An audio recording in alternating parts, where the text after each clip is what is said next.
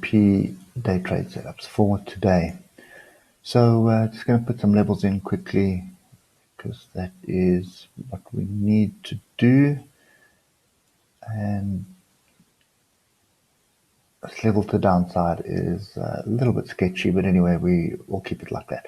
Okay, so level to downside is pretty much 3106, let's just call it 3100. And then level to the upside is 3155. So those are the two areas that we are bouncing around in at the moment. The trend is up. We've had a pullback.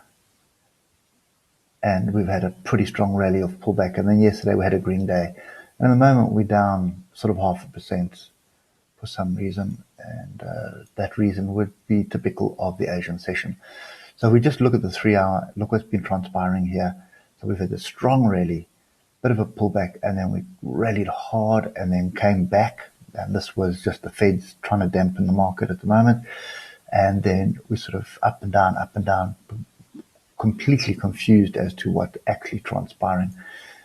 And there is another little level here that we're flirting with, and that's right slap bang in the middle of these two big levels here. So that's 31,300. So putting it all together, let's just get back down to the hour.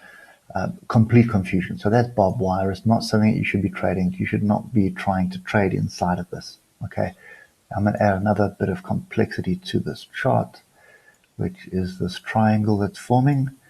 And what's typical of triangles is we get breakouts and retests. So we'll get a break. If it breaks the downside, it'll run for the target, then come back to the apex. If it breaks the upside, it'll run to the targets and then more than likely come back to the apex.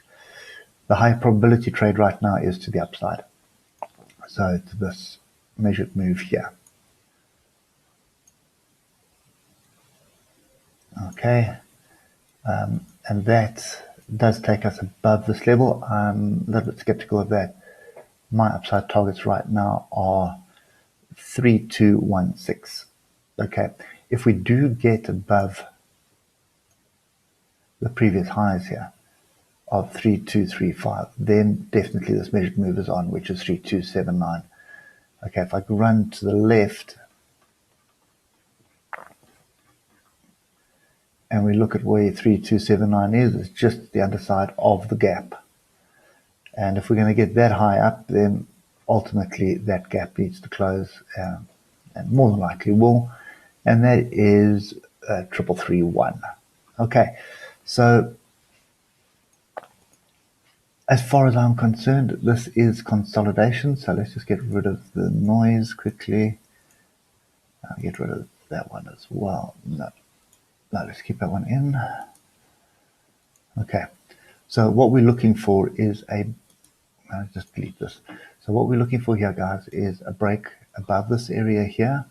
You can see that's the previous resistance on the hour. I want to break above it. I want to retest back into the zone, and then I want an opportunity to be long.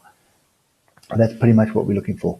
Right now, this is barbed wire. It is consolidation. It's going nowhere except sideways. You don't want to be trying to second guess this at the moment. Okay, so wait for a clear break.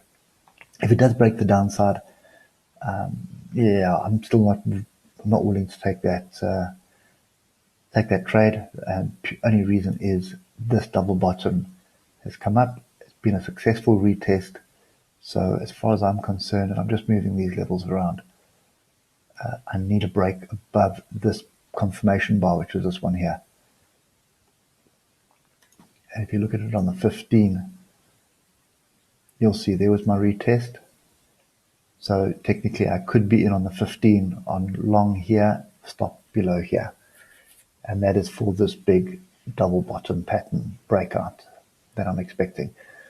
So that's kind of my view at the moment. And where I'm getting my targets from is pretty much this double bottom, which is there. You can see that's the previous high. Okay. Anyway, guys, that's my view on the S&P at the moment. I'm looking for the long. We'll be watching the open quite intensely because I think this triangle is going to break to the upside. And this measured move is basically going to transpire. So the double bottom and the triangle target is pretty much in the same area. So it's two patterns targeting the same area. Okay. Anyway, guys, that's it for me today. I hope it helps, and we'll catch you later. Cheers for now.